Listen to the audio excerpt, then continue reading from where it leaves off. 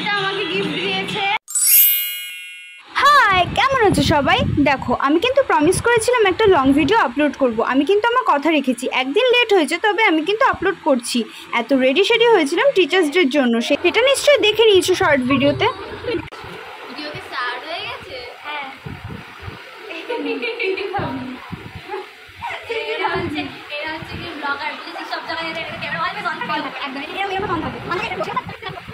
বিথিকা আমাদের বাড়িতে একটু লেট করে এসেছিল, কারণ ও বাড়িতে পড়ছিল। সব থেকে ভালো বাচ্চা, পড়াশোনা করে তারপরে এসেছে।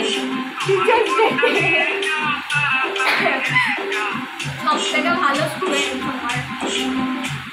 অনেকক্ষণ ধরে বলছিল গান শুনতে ইচ্ছা করছে না বলে সবাই একটু খেলবে, সেই কারণে খেলার আয়োজন তো কিছু করাই ছিল না। হাতের কাছে একটা বল ছিল বলে মিউজিক্যাল বলই খেলে নিচ্ছিল ওরা, আর গানটা কিন্তু আমি চালাচ্ছিলাম।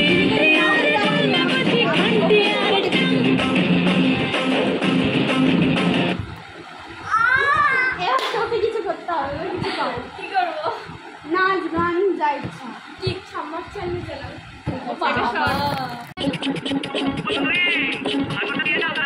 এর মাঝখানে দুষ্টুর দিদি হেরে যাওয়ায় কোনো নাচ গান করবে না বলে নিজের বোনের সাথে নাকি পাঞ্জা লড়ছিল। ভাবা যায়? দেখানো তো হচ্ছে না।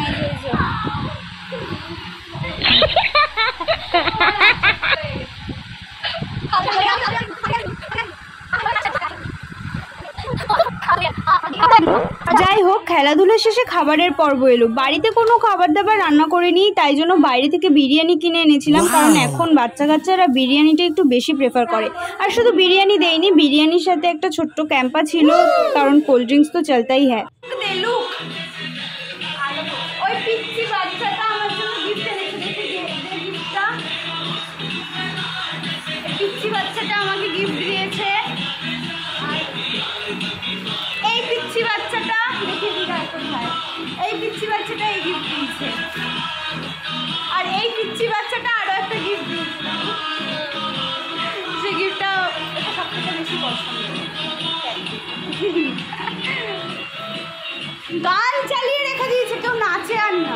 এই গিফটটা আমার বড় স্টুডেন্ট মানে যে নাচ করছিল দুষ্টু দিয়েছে, আর এই গিফটটা বাচ্চাটা মানে বিথিকা দিয়েছে। দুটোই খুব পছন্দের। যাই হোক, সেদিন সন্ধ্যাটা আমি খুব ভালো করে আনন্দ করে ওদের সাথে কাটিয়েছিলাম। কোনো ভুল ত্রুটি হলে ক্ষমা করে দিও। এরকম ভিডিওর জন্য আরও সাবস্ক্রাইব করো। বাই।